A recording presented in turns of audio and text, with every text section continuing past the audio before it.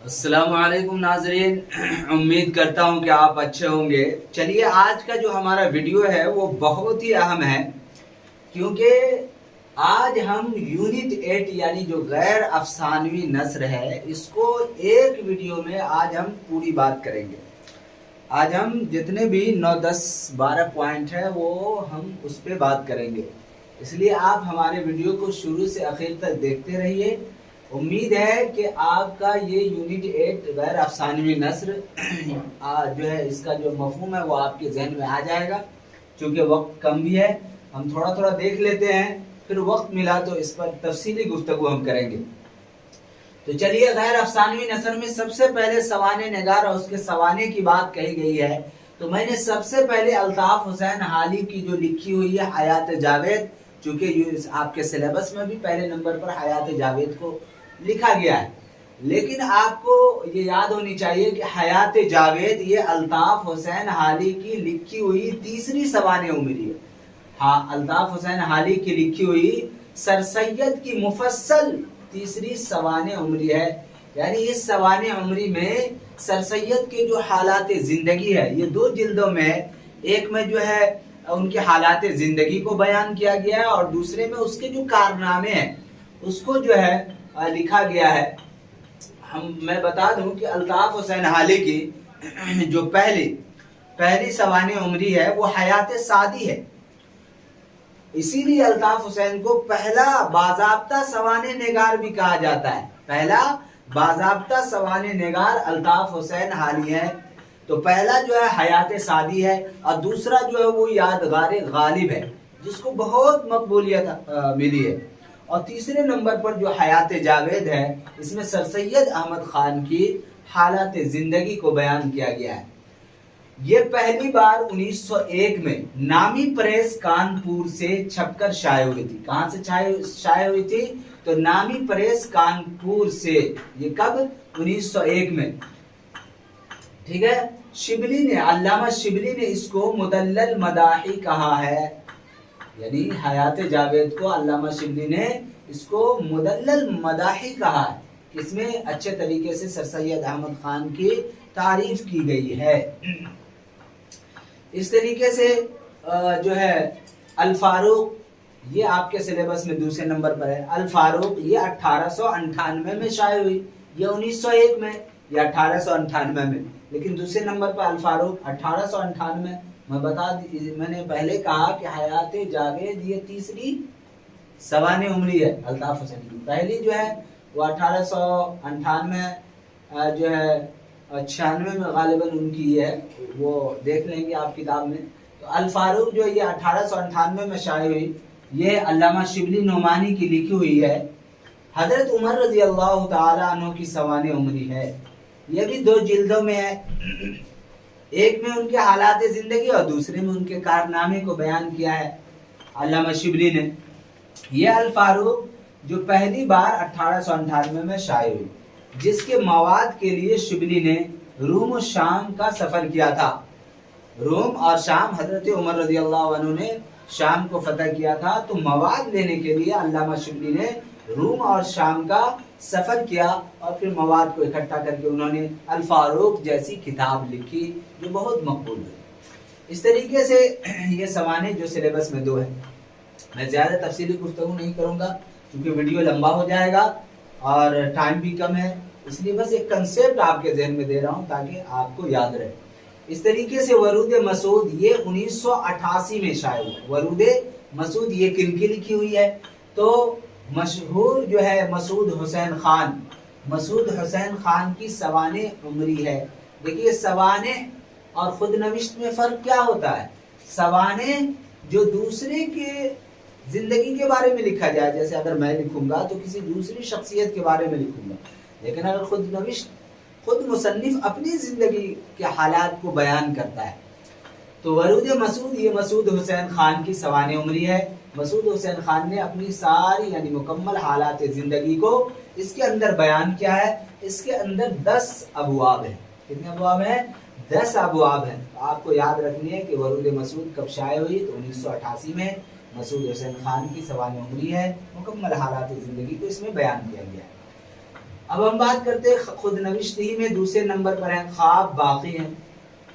کتاب میں پہلے اس آباد خرابے میں، پھر آپ کو دوسرے نمبر پر جو ہے خواب باقی ہیں. تیسرے ورود مسعود، دیکھنا ہم نے اس کو الٹ دیا ہے شائع ہونے کے اعتبار سے، 88، 90 اور 96، کیونکہ خود نوشت ہے اسی لیے. خواب باقی ہیں یہ 1990 میں شائع ہوا. آل احمد سرور کی یہ ہے خواب باقی، جو ہے خواب باقی ہیں خود نوشت کن کی ہے؟ تو آل احمد سرور کی ہے. آل احمد سرور نے اپنے حالات زندگی کو اس کے اندر بیان کیا ہے، اپنے کارنامے کو بیان کیا ہے، جس کا پہلا عنوان اعترافات ہے. اس کا جو پہلا عنوان انہوں نے قائم کیا آل احمد سرور نے وہ اعترافات. آغاز جو ان کی جو شروعات ہوتی ہے وہ ایک شعر سے ہے. بہت سوچا، بہت سیکھا، اس طریقے سے جو ہے شعر ہے. ابتدائی زندگی جو ان کی آگرہ، علی گڑھ اور اس طریقے سے جہاں ابتدائی تعلیم کہاں سے حاصل کی، آگرہ علی گڑھ کا اس کے اندر ذکر ملتا ہے. تو خواب باقی ہیں یہ 1990 میں شائع ہوئی. یہ کن کی لکھی ہوئی ہے؟ تو آل احمد سرور کی لکھی ہوئی ہے. اس کے بعد اس آباد خرابے میں، یہ بھی خود نوشت ہے. کن کی لکھی ہوئی ہے؟ تو اختر الایمان کی سوانح عمری ہے. یہ 1996 میں شائع ہوئی. کب شائع ہوئی؟ 1996 میں، جو محمود ایاز کے رسالہ سوغات میں شائع ہوتی تھی. محمود ایاز کا جو رسالہ تھا سوغات، اس میں یہ شائع ہوتی تھی. یعنی اس آباد خرابے میں اختر الایمان کی جو سوانح عمری ہے، یہ ان کی زندگی میں شائع نہیں ہوئی بلکہ ان کی وفات کے بعد. یعنی اختر الایمان کا جب انتقال ہو گیا تو ان کی وفات کے بعد یہ کام اردو اکیڈمی نے 1996 میں شائع کیا تھا اس کو.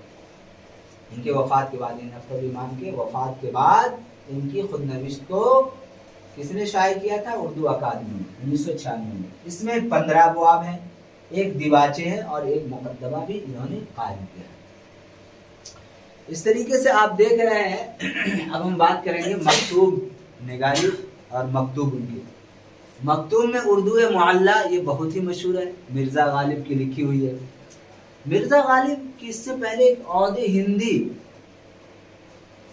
جو خطوط کا مجموعہ وہ بھی ہے، ان کو لکھا. اس کے بعد عود ہندی کے بعد غالب کے خطوط کا مجموعہ یہ اردو معلی ہے، جس کا پہلا ایڈیشن غالب کے وفات کے 19 دن بعد اکمل المطابع دہلی سے شائع ہوا تھا، جن میں مکتوب کی تعداد 50 ہے. اردو معلی کے زیادہ تر خطوط میر فخر الدین اور لالا بہار نے جمع کیے تھے. ٹھیک ہے، آپ جانتے ہیں کہ غالب کی وفات 1869 میں ہوئی. 1869 میں ہوئی تو زیادہ دن نہیں، بلکہ وفات کے 19 دن کے بعد اکمل المطابع دہلی سے شائع ہوا تھا. یہ اردو معلی، مکتوب کی تعداد 50 ہے. اردو معلی کے زیادہ تر خطوط میر فخر الدین اور لالا بہاری نے جمع کیے تھے. اس طریقے سے غبار خاطر یہ بھی مکتوب ہے، یہ 1946 میں شائع ہوئی. یہ مولانا ابوالکلام آزاد کے 24 خطوط کا مجموعہ ہے، جس کو پہلی بار محمد اجمل نے مرتب کر کے شائع کیا تھا. جب مولانا ابوالکلام آزاد جیل میں تھے 1942 سے 45 کے درمیان، تو کہا کہ چلو بھائی کوئی کام کر لیا جائے، تو وہ خط لکھے. تو وہ خط جو لکھتے تھے تو اس کو پہنچانے والا کوئی نہیں تھا. کس کے نام لکھتے تھے؟ حبیب الرحمان خان کے نام لکھتے تھے. یہ قلعہ احمد نگر کی جیل میں حبیب الرحمان کے نام لکھے تھے، جو بعد میں کتابی شکل میں شائع ہوا. چائے کا ذکر خط نمبر 15 میں. ایک بہت بہترین جو خط ہے وہ چائے کا ذکر انہوں نے اس میں کیا ہے. تو جب مولانا نے لکھ لیا تو کیا ہے، مولانا نے یہ خطوط 1942 سے 45 کے درمیان قلعہ احمد نگر کی جیل میں حبیب الرحمان کے نام لکھے تھے، جو بعد میں کتابی شکل میں شائع ہوئے. اور شائع کس نے پہلی بار کیا؟ تو محمد اجمل نے پہلی بار مرتب کر کے شائع کیا تھا. دوسری بار مالک رام نے مرتب کر کے 1947 میں شائع کیا تھا، اور اجمل صاحب نے 1946 میں کیا تھا. 40 में, यहाँ जैसे कि लिखा हुआ 1940 में मुरत्तिब करके शाये किया, और दूसरी बार मालिक राम ने मुरत्तिब करके 1947 में शाये किया। देखिए यूजीसी नेट में ये पूछा जा चुका है, तो पहली बार किसने शाये किया 2019 में गालिबन है ये सवाल पूछा गया, तो 1940 में मोहम्मद अजमल ने। हो सकता है दूसरी बार पूछ दिया जाए कि 1947 में किसने शाये किया, तो मालिक राम को याद रखेंगे 2022 में। तो ये गुबार खातिर और उर्दू मोहल्ला ये मकतूब निगारी में आपके सिलेबस में था जो आपने देखा। इसके बाद एक मज़ामीन सरसैयद है, मज़ामीन सरसैयद, ये आपको छठा पॉइंट पे है उर्दू मजमून निगारी में मज़ामीन सरसैयद। ये सरसैयद अहमद ख़ान का जो है, सरसैयद अहमद ख़ान ने जो मजमून लिखे वो मज़ामीन सरसैयद में जमा कर दिया गया। तो 2019 में एक सवाल पूछा गया था कि मुहज़्ज़ब कौमों की पैरवी, ये किनका मजमून है, तो इसमें से आपको पूछ देगा कोई भी, एक पूछ दिया जाएगा और कहा किसका है, तो ये आपके जहन में याद होनी चाहिए। मैं एक बार पढ़ देता हूँ। मज़ामीन सरसैयद ये इंसान के, उसमें कौन कौन मजमून है, इंसान के ख्यालात, इज्जत, तासुब, खुशामद, गुजरा हुआ ज़माना, हमदर्दी, अखलाक, उम्मीद की खुशी, अपनी मदद आप, शराब व हयात, ईद का दिन, मुहज़्ज़ब कौमों की पैरवी, बहस व तकरार, उर्दू ज़बान और उसकी अहद तरक्की, तरक्की उलूम, हिंदू और मुसलमान में इर्तिबात, आज़ादी राय, पंचल, हमारे बाद हमारा नाम रहेगा, दुनिया ब उम्मीद क़ायम। ये जो है मज़ामीन है, तकरीबन 20 मजमून इसके अंदर मज़ामीन सरसैयद में लिखा गया है।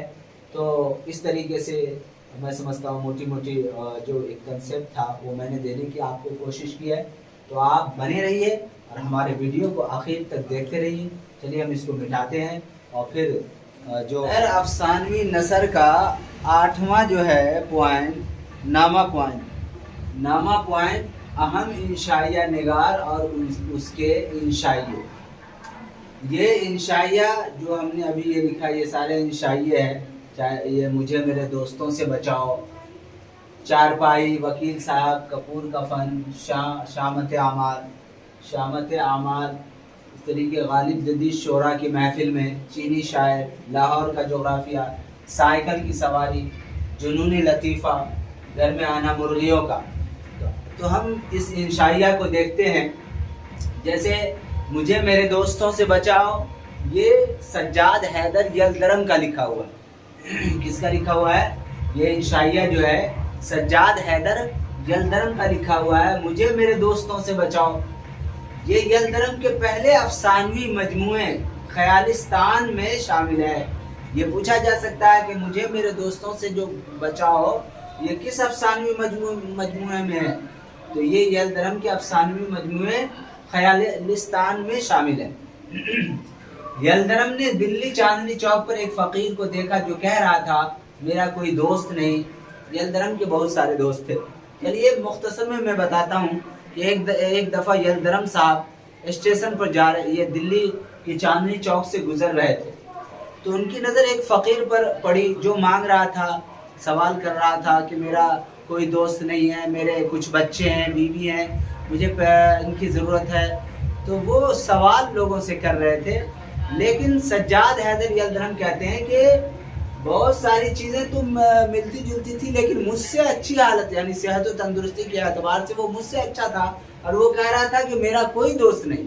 ये घर पर आए और सोचने लगे कि कितना ये अच्छा है कि उनका कोई दोस्त नहीं है। लेकिन यलदरम साहब लिखने पढ़ने में के बहुत शौकीन थे। इनके यहाँ थोड़े थोड़े देर पर दोस्त आ जाते, दरवाज़ा खटखट, फिर चाय है, फिर इनके पास टाइम ही नहीं मिलता था। तो ये दोस्त से बहुत ज़्यादा परेशान रहते थे। तो वही इन्होंने कहा मुझे मेरे दोस्तों से बचाओ, यानी इसमें अपने दोस्तों का जिक्र किया है। इस इंशाइये के अंदर कई सारे दोस्त आते हैं, मज़ाहिया उनसे बातें होती रहती है। दूसरा जो है कन्हैया लाल कपूर का गालिब जदीद शोरा की महफिल में, और चीनी शायर یہ دونوں کس کس مجموعے میں ہے؟ یہ کنہیا لال کپور کے پہلے مجموعے سنگو خشت میں ہے یہ انشائیہ، غالب جدید شعراء کی محفل میں اور چینی شاعر۔ تو یہ کنہیا لال کپور کے پہلے مجموعے سنگو خشت میں شامل ہے۔ دور جدید شعراء کی مجلس میں جنت سے غالب یکایک داخل ہوتے ہیں اور شعر سناتے ہیں، لیکن خط لکھیں گے گرچہ مطلب کچھ نہ ہو، اس طرح دوسرا مصرع، پھر سارے شعراء شعر سناتے ہیں، آخر میں بول کبوتر کی شور سن کر غالب بھاگ جاتے ہیں۔ کیا مطلب ہوا؟ غالب جدید شعراء کی محفل میں، جدید شعراء کی محفل لگی، لیکن بہت سارے شعراء جو ہے وہ جمع ہوئے اور آپس میں بات کر رہے تھے کہ دھماک سے جو ہے غالب صاحب آ گئے۔ سب دیکھا، ارے بالکل جو الطاف حسین حالی نے اور دیگر لوگوں نے جو حلیہ بتایا تھا ویسا ہی ہے، آئیے غالب صاحب بیٹھیے، کرسی دیا گیا۔ پھر بہت سارے شعراء تھے، ان کو کسی کو صدارت مل گئی، کسی کو کچھ مل گئی اور شعر و شاعری شروع ہو گئی۔ تو سب سے پہلے کہا غالب صاحب آپ ہی اپنا شعر کو شروع کیجیے، کچھ کہیے۔ انہوں نے یہ کہا خط لکھیں گے گرچہ مطلب کچھ نہ ہو، آگے دوسرا مصرع۔ اس طریقے سے پھر سب لوگ ہنسنے لگے، تو انہوں نے کہا بھائی کیوں ہنس رہے ہو تم لوگ ہمارے شعر پر، وغیرہ وغیرہ۔ پھر یہ جب چپ ہوتے ہیں تو سارے شعراء جو ہوتے ہیں ایک ایک کر کے شعر سناتے ہیں اور پھر مشاعرہ کی مجلس لگ جاتی ہے۔ اور آخر میں ایک شعر جس کا یہ بول کبوتر، اب سارے شعراء اتنا مذاق کرنے لگتے ہیں کہ بول کبوتر کی ایک شور ہونے لگتی ہے۔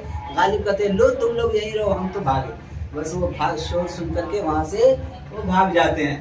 اس طریقے سے کنہیا لال کپور کا جو دوسرا انشائیہ ہے وہ چینی شاعر، اس میں چینی شعراء کی خصوصیات بیان کی گئی کہ ہندوستانی شاعری چینی شاعری کے سامنے اس طرح معلوم ہوتی ہے جس طرح ہندوستانی مٹی کا پیالہ چینی پیالہ کے سامنے۔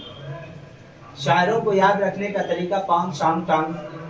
یہ کہتے ہیں کہ چینی شاعر چونکہ بہت سارے شاعر تھے اور شعراء کی ایک فہرست ہے، کن کا نام یاد رکھا جائے، تو انہوں نے کہا کہ شام ٹانگ شین یہ سب کے آگے پیچھے کچھ جوڑ دو، شاعر کا نام ہو جائے گا۔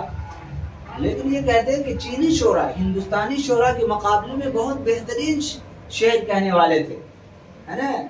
چینی شاعر کی خصوصیات کو اس میں بیان کیا ہے، کہا کہ ہندوستان کا جو پیالہ ہوتا ہے، مٹی کا پیالہ، وہ کیسا ہوتا ہے، اور چینی پیالہ کو رکھیے کتنا خوبصورت ہوتا ہے۔ تو جو ہے ایک دوسرے کی جو ہے تقابلی پیش انہوں نے کیا ہے، یعنی کہ اس انشائیے میں چینی شاعر کی خوب تعریف انہوں نے کی۔ اس کے بعد ہم بات کرتے ہیں رشید احمد صدیقی کا جو انشائیہ ہے چار پائی اور وکیل صاحب۔ یہ چار پائی کس مجموعے میں؟ یہ رشید کے مضامین کے مجموعے، یہ رشید احمد صدیقی کے مضامین کے مجموعے مضامین رشید میں شامل ہے۔ چار پائی اور مذہب، ہم ہندوستان کا چار پائی جو ہے، چار پائی اور مذہب، یہ دو چیز، چار پائی اور مذہب ہم ہندوستانیوں کا اوڑھنا بچھونا ہے۔ چار پائی کی صفات اس میں بیان کیا گیا۔ کہتے ہیں کہ ہندوستان کے اندر لوگ چار پائی سے ایسے جو ہے چپکے رہتے جیسے اوڑھنا بچھونا ہے، دوائی رکھنا ہے تو سریانے میں رکھ لیا، سونا ہے تو چار پائی پہ سو گئے، کسی کو بلا کے بیٹھانا ہے تو بیٹھ گئے، شام کے وقت نکالے۔ مطلب چار پائی کی خوب خصوصیات اس میں بیان کیا گیا، اور مذہب کے بارے میں، لیکن چار پائی کی صفات اس میں چار پائی کے ذریعے سے آدمی کیا کیا کرتا ہے۔ اس طریقے سے وکیل صاحب جو انشائیہ رشید احمد صدیقی کا، اس میں وکیل صاحب کی کیفیت و حالات بیان کیے گئے کمائی پر، کہ ایک وکیل صاحب رہتے ہیں، وہ نکلتے ہیں تو گھر کی اور جو ان کی وائف بچے ہوتے ہیں کہ اب ابو جان آئیں گے تو پیسہ لے کے آئیں گے، لیکن یہ صاحب جاتے ہیں جھولا لے کر کے واپس آتے ہیں تو کچھ پیسہ ہی نہیں لاتے ہیں۔ تو جو اس میں وکیل صاحب کی بے بسی کو بتائی گئی، اور ایک وکیل صاحب وہ ہوتے ہیں جہاں بھیڑ لگی رہتی ہے، لاکھوں روپیہ لوگ لے جا کر کے لیجیے وکیل صاحب، تو وکیل صاحب کی اس میں کیفیت بیان کی گئی ہے بڑے اچھے انداز میں۔ اس طریقے سے پیطرس بخاری کا لاہور کا جغرافیہ اور سائیکل کی سواری، یہ دونوں انشائیہ جو ہے مضامین پیطرس میں شامل ہے۔ لاہور کا جغرافیہ میں اس میں لاہور کا محل وقوع، کہاں پہ لاہور واقع ہے، حدود اربع اس کا حدود کیا ہے، آب و ہوا وہاں کیسی ہے، ذرائع آمد و رفت کیا ہے، قابل دید جو مقامات دیکھنے کے وہ کیسے ہیں، صنعت و حرفت وہاں کی جو اکنامک سسٹم ہے وہ کیسی ہے، پیداوار، طبعی حالات، طبیعت جو ہے کیسی ہے، ساری چیزیں اس لاہور کے جغرافیے میں بتایا گیا ہے۔ مزاحیہ مضامین پیطرس میں 11 مزاحیہ انشائیے ہیں شامل ہیں۔ مضامین پیطرس جو ہے ایک مزاحیہ مضامین ہے اور اس میں 11 مزاحیہ انشائیے شامل ہیں۔ ٹھیک ہے جی، سائیکل کی سواری، سائیکل کی سواری میں پیطرس یہ کہتے ہیں، اس میں پرانے سائیکل کا تذکرہ کیا جو پیطرس نے مرزا صاحب سے خریدی تھی۔ ضرورت پڑی بھائی پیطرس صاحب کو، ادھر بیٹھے بیٹھے تھے ذکر کر دیا، اور مرزا صاحب نے اس کو سائیکل دے دی کچھ پیسے میں، لیکن اس سائیکل کی حالت ایسی تھی کہ جب پہلی دفعہ پیطرس صاحب چڑھے تو چر بھر پھٹر کھٹر، یعنی ہر چیز ایسا پارٹ پرجا اس کا ڈھیلا تھا کہ ہنستے ہنستے پڑھیے گا تو کافی ہنسی آپ کو آئے گی۔ تو یہ سائیکل کی سواری، سائیکل کے بارے میں پیطرس بخاری نے خوب اچھے طریقے سے جو ہے انشائیہ تیار کیا۔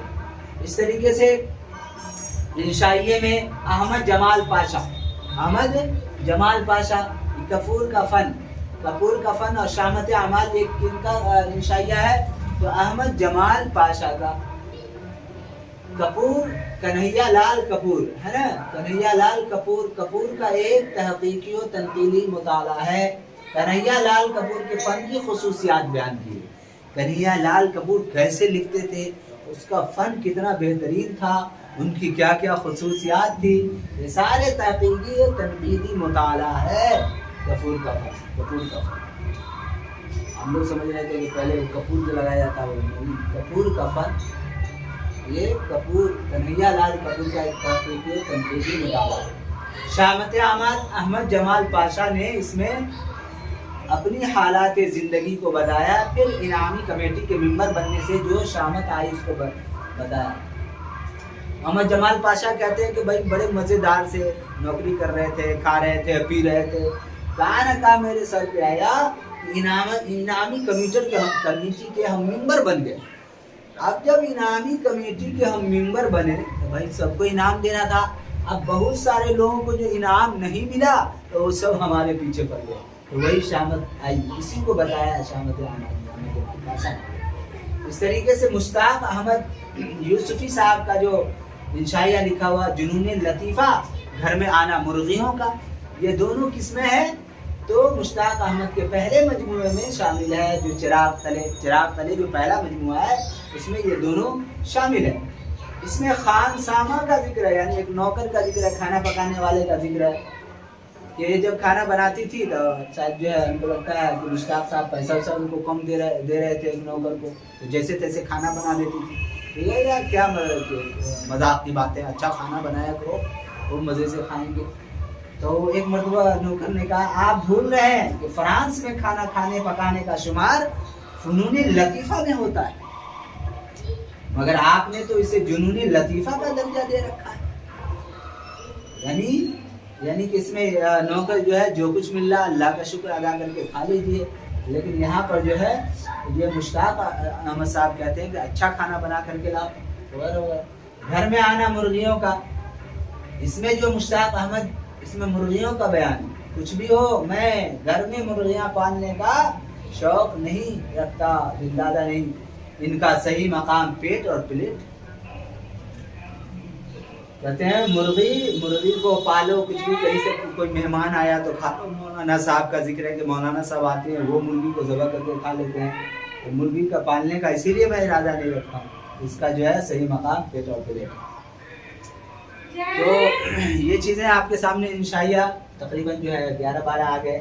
مجھے میرے دوستوں سے بچاؤ سجاد ہے دریا گرم کا خیالستان افسانوی مجموعے میں یہ شامل ہے، 4 پائی وکیل صاحب پٹو کا غالب جلیل شعراء کی محفل میں چینی شاعر لاہور کا جو قافیہ، سائیکل کی سواری، جنون لطیفہ گھر میں آنا مرغیوں کا، یہ میں مختصر میں آپ کے سامنے بیان کیا ہوں، لیکن اگر یہ آپ کے ذہن میں رہا تو میں یقین کے ساتھ کہتا ہوں کہ ایگزام کے لیے یہ بہت کارآمد ثابت ہوگا۔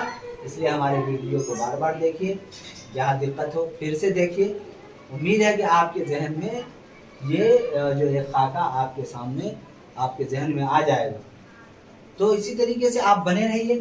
بس اس کے بعد پھر میں مٹاتا ہوں اس کو، اور پھر میں اس کے آگے جو اس غیر افسانوی نثر کا جو بچا ہوا ہے، مولوی عبدالحق کا نام دیومالی، کندن، نذیر احمد کی کہانی، مسافران لندن، سفر نامہ مسلم روم و مصر و شام، ابن بطوطہ کے تعاقب میں جاپان چلو جاپان چلو، یہ اتنا میں آج اس غیر افسانوی نثر گنی 8 میں پورا مکمل میں کر دیتا ہوں. آپ آخر تک ہمارے ویڈیو کو دیکھتے رہیں.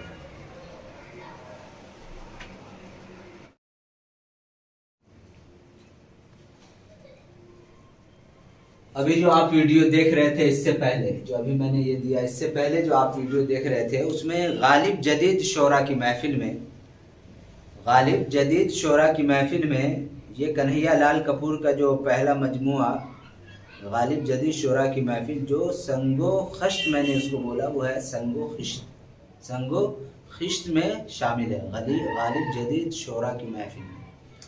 ٹھیک ہے، سنگ و خشت.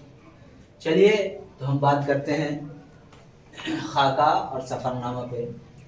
تو یہ خاکہ جو نام دیومالی آپ دیکھ رہے ہیں، دوسرا ہے نذیر احمد کی کہانی کچھ ان کی میری زبانی، اور تیسرا کندن جو آپ کے سلیبس میں ہے. تو یہ نام دیومالی خاکہ کن کا لکھا ہوا ہے؟ مولوی عبدالحق کا. یہ مولوی عبدالحق ایک محقق ہیں. آپ میں نے اس پر ویڈیو بنایا. تو مولوی عبدالحق کا یہ خاکہ ہے نام دیومالی. اس میں کیا ہے بھائی؟ نام دیو مالی. اس خاکہ میں نام دیو مقبرہ رابعہ درانی اورنگ آباد کے باغ میں مالی تھا. یعنی نام دیو کا ایک آدمی تھا، نام دیو نام کا ایک آدمی تھا جس کو مولوی عبدالحق نے مقبرہ رابعہ درانی میں ایک باغ تھا، اس میں اس کو مالی رکھا. اب یہ نام دیو جو تھا اس باغ کا یہ مالی تھا. تو اس باغ سے نام دیو کو اتنی الفت ہو گئی، اتنی محبت ہو گئی کہ یہ ان کو کاٹ چھاٹ کرتا تھا، ایک بچہ کی طریقے سے اس باغ کو دیکھ ریکھ کرتا تھا.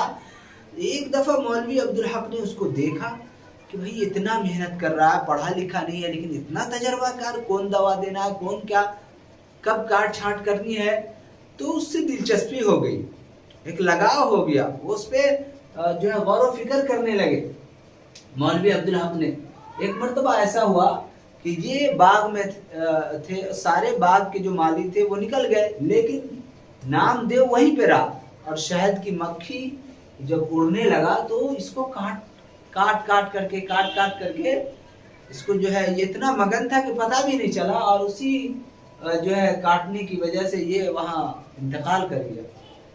تو شہید لکھا ہے کہ شہید ہو گیا یہ. ٹھیک ہے. مولوی عبدالحق نے نام دیو کی خوب تعریف کی ہے. نام دیو مالی میں نام دیو کی خوب تعریف کی ہے کہ بہت اچھا آدمی تھا، ایسا تھا ویسا تھا، ہے نہیں. اور اس باغ کا ایک داروغہ تھا جس کا نام تھا عبدالرحیم خان فینسی. عبدالرحیم خان فینسی. تو یہی اس کا لمبا چوڑا. اب اس خاکہ کو کتاب میں پڑھ سکتے ہیں. دوسرا ہے فرحت اللہ بیگ کا خاکہ، نذیر احمد کی کہانی کچھ ان کی میری زبانی. اردو کا پہلا مکمل اور طویل خاکہ ہے. فرحت اللہ بیگ نے مولوی عبدالحق کی فرمائش پر لکھا تھا اس خاکہ کو. اس خاکہ کو کس کی فرمائش پر فرحت اللہ بیگ نے لکھا تھا؟ مولوی عبدالحق کی فرمائش پر. خاکہ کو اس شعر پر ختم کیا ہے فرحت اللہ بیگ نے: یہ چمن یوں ہی رہے گا اور سارے جانور سب اپنی اپنی بولیاں بول کر اڑ جائیں گی. ہے کہ نہیں؟ اس خاکہ کو بھی پڑھیں گے تو بڑی مزہ آئے گا. 11 میں بھی درجہ 11 میں بھی اس کو پڑھایا جاتا ہے. ٹھیک ہے. تو بتایا جاتا ہے کہ یہ جو فرحت اللہ بیگ تھے ان کے ساتھی وہ مولوی نذیر احمد کے ہاں جاتے تھے پڑھنے کے لیے. تو وہ کس طریقے سے پڑھاتے تھے، اس کا کیا انداز تھا، ساری چیزوں کو اس خاکے میں فرحت اللہ بیگ نے بڑی ایمانداری سے لکھا ہے. تیسرا ہے کندن. یہ رشید احمد صدیقی کا خاکہ ہے. خاکہ کندن رشید احمد صدیقی کے دوسرے خاکوں کے مجموعے ہم نفسانے رفتہ اس میں یہ کندن ہے، یہ خاکہ میں شامل ہے، جس میں 7 خاکے ہیں. ہم نفتان رفتہ میں کتنے خاکے ہیں؟ 7 خاکے ہیں، اس میں ایک کندن بھی ہے۔ رشید احمد نے کندن کے گھنٹہ بجانے کی تعریف کی ہے۔ یونیورسٹی کے مرزا اختر حسین نے ان کو سارے مہتر کا کمپنی کمانڈر مقرر کیا تھا۔ سر سید کی بنائی ہوئی عمارت کی ترقی میں اپنی جان دے دی۔ جی ہم اور آپ جب مدرسے میں اسکول میں پڑھتے تھے تو مدرسے میں ہمیں یاد ہے کہ 4 5 6 7 سال ایک ہی جو ہوتے تھے دربان، وہ خوب گھنٹہ بجاتے تھے، خوب گھنٹہ بجاتے تھے، لوگ آتے تھے تو ان کی تعریف کرتے تھے۔ تو یہ کندن صاحب بھی جو تھے وہ سر سید احمد خان کی جو علی گڑھ یونیورسٹی ہے وہاں یہ گھنٹہ بجاتے تھے۔ 10 سال بڑے سلیقے سے گھنٹہ بجاتے تھے، لوگ اس کے گھنٹہ کی وجہ سے اٹھتے تھے، بیٹھتے تھے، کھاتے تھے، چلتے تھے، کلاس سارا کام ہوتا تھا۔ تو یہ جو ہے کیا کیا سر سید کی بنائی ہوئی عمارت کی ترقی کے لیے ان کی سوچ اور فکر میں ان کی جو ہے ان کی جان گئی، یعنی ساری قربانیاں کندن نے سر سید کی عمارت میں لگا دی۔ تو اصل میں جو رشید احمد صدیقی نے جو کندن میں رشید احمد کی گھنٹہ بجانے کی تعریف کی، ہاں کس طریقے سے گھنٹہ بجاتے تھے، ان سے کیا کیا بات۔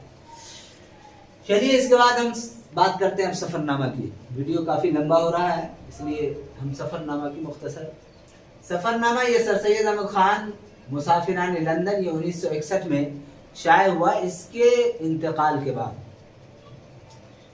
1998 میں انتقال ہوا تھا سر سید احمد خان کا، 1898 تو یہ 1961 میں مسافران لندن ہے نا، یہ سفر نامہ سائنٹیفک سوسائٹی علی گڑھ کے اخبار سے 1869 سے 1870 تک شائع ہوتا رہا۔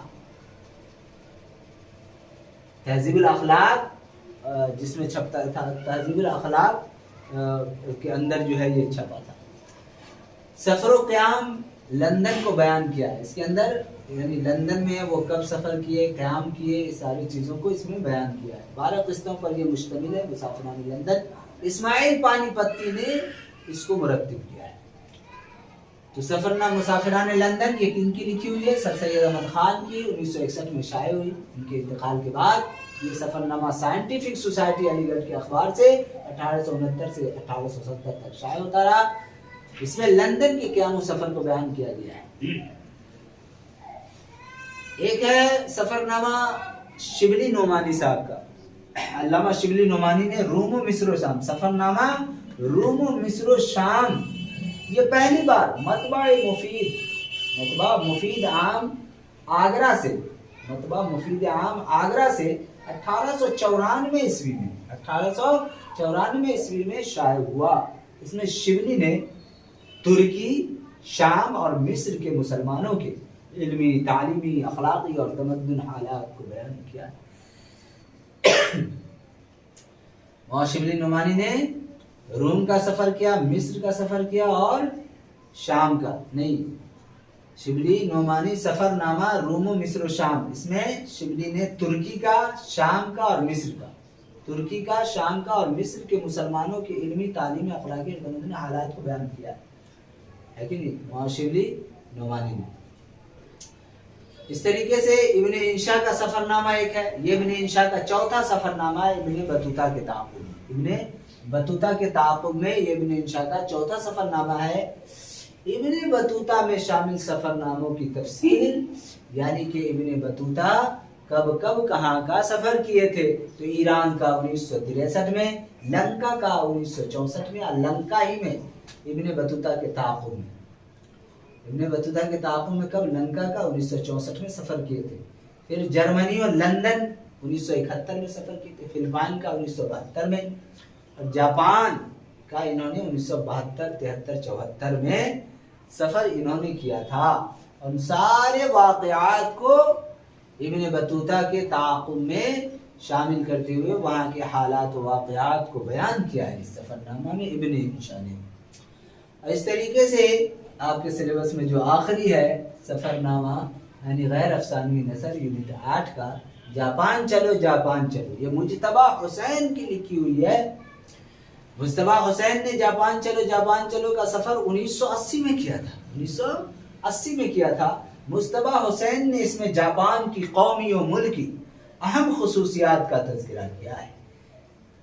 جاپان کی جو قومی ملکی جو خصوصیات ہے اس کا تذکرہ یہاں کیا ہے، ساتھ ہی اردو اور اسلام کس حد تک موجود ہے اس کو بھی بیان کیا ہے کہ اردو وہاں بھی موجود ہے۔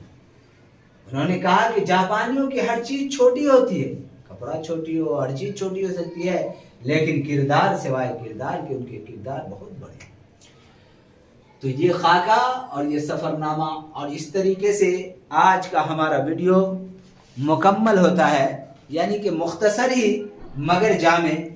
یونٹ 8 غیر افسانوی نثر میں سوانے میں آپ نے حیات جاوید جو الطاف حسین حالی کی لکھی تھی، الفاروق علامہ شبلی نعمانی کی لکھی تھی آپ نے پڑھا۔ اس آباد خرابے میں اختر الایمان کی، خواب باقی ہیں عالم السرور کی، ورود مسعود حسین خان کی، اردو معلیٰ مرزا غالب کی، غبار خاطر مولانا ابوالکلام آزاد کی، اور اس طریقے سے مضامین سر سید احمد خان کی، اور انشائیہ میں آپ نے مجھے میرے دوستوں سے بچاؤ سجاد حیدر یلدرم کے، اور غالب جدید شعراء کی محفل میں چینی شاعر کنہیا لال کپور کے، اور چارپائی وکیل صاحب یہ رشید احمد صدیقی کے، لاہور کا جغرافیہ سائیکل کی سواری پیترس بخاری کے، اور اس طریقے سے کپور کا فن شامت اعمال احمد جمال پاشا کے، جنون لطیفہ گھر میں آنا مرغیوں کا یہ مشتاق احمد یوسفی کے، اور اس طریقے سے آپ نے اس خاکہ کو اور سفر نامہ کو مختصر مگر جامع میں آپ نے پڑھا۔ کیسا لگا آج کا ہمارا ویڈیو؟ ضرور آپ ہمارے کومنٹس باکس میں لکھ کر کے ہماری ہمت افزائی کا آپ کام کریں، اور ہمارے ویڈیو کو لائک ضرور کریں، اور اپنے دوستوں کے گروپ میں ضرور شیئر کریں، اور جن لوگوں نے سبسکرائب نہیں کیا ہے وہ ضرور سبسکرائب کر لیں۔ تو اب اپنے بھائی شوکت علی کو اجازت دیجیے۔ السلام علیکم ورحمۃ اللہ۔